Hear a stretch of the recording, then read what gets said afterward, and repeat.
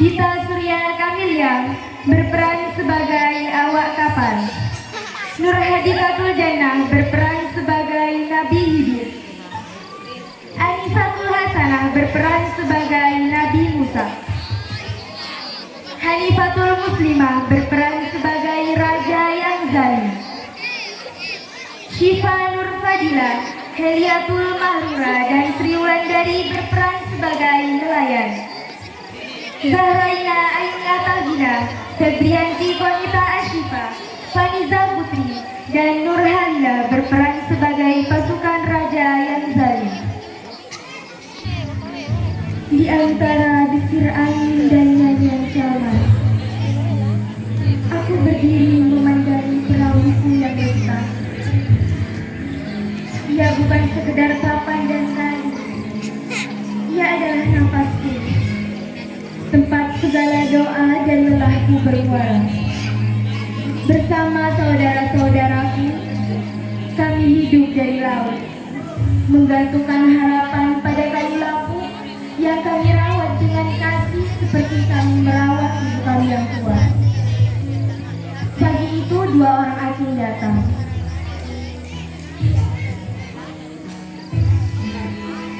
Yang satu berwajah dalam, matanya seperti menyimpan rahasia langit.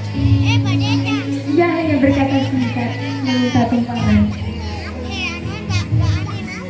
Waalaikumsalam.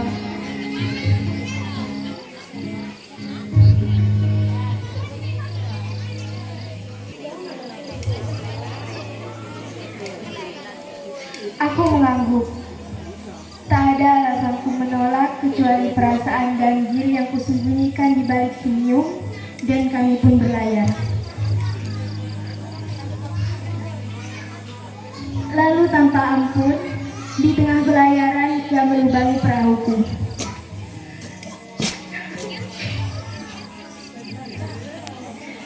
Tangan itu melukai satu-satunya harta kami. Air mulai meresap dan hatiku retak bersamanya. Ingin rasanya ku teriakan duka di dada, namun lidahku membeku. Dan mereka pun pergi begitu saja meninggalkan kami dengan perahu yang perahu pincang dan hati yang patah. Aku menambalnya dengan tangan gemetar sambil berkata dalam tangis, "Ya Tuhan, mengapa Engkau izinkan ini terjadi?" Tapi jawabannya datang esoknya dalam bentuk pasukan Raja Zalim yang menyita semua perahu yang masih bagus, semuanya kecuali perahuku. Mereka menganggapnya bangkai dan tak layak menjadi rampasan.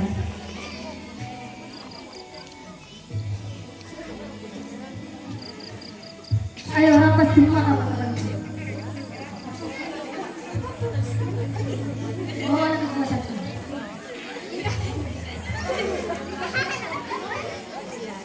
Lalu bagaimana dengan kapal ini, Raja?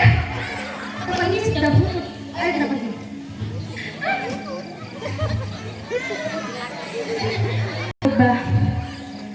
Di pasir yang dingin, air mataku tumpah. Air mataku tumpah bukan karena luka, tapi karena cinta. Cintanya yang kusebut sebagai murka ternyata adalah sebuah pelindung. Hidir dengan tenang dan tanpa kata mengajarkanku bahwa kadang yang menyakitkan adalah bentuk terlembut dari kasih Tuhan. Lubang itu yang telah aku benci telah menyelamatkanku dari kehilangan sejati. Dan sejak saat itu, aku tahu jika suatu hari nanti hatimu dilubangi oleh takdir, jangan terburu membenci. Bisa jadi itu Tuhan sedang menjauhkanmu dari kapal kehidupanmu yang bakal dirampas. Lubang bisa ditambal, luka bisa dipeluk, karena cintanya seringkali berwujud duka yang tak kita pahami. Dan aku tak hanya selamat, aku jatuh cinta pada cara Tuhan menjagaku lewat luka dan duka dalam pelukan kasih sayangnya. Sekian, terima kasih.